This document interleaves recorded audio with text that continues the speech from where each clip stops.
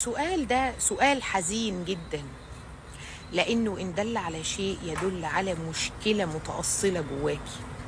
قد تكون بسبب تروما، قد تكون بسبب أحداث، لكن من جواكي القيمة الذاتية تعبانة شويتين.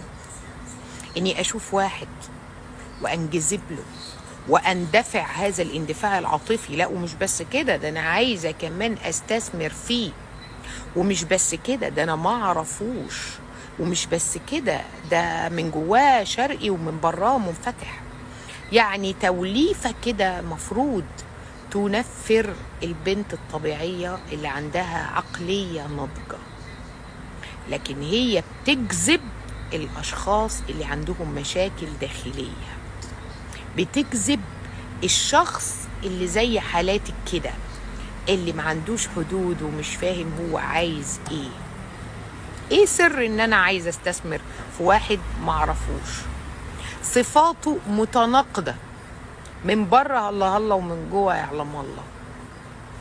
انت مش شايفه انك لو عندك قيمه ذاتيه هتشوفي نفسك اكبر من كده؟ اكبر من ان انا احاول اتبارى واتنافس مع بنات حواليه؟ هل ده الشخص المريح بالنسبه لك، ولا انت انجذبتي انجذاب مشوه؟ عالجي نفسك عشان تبقي جذابه.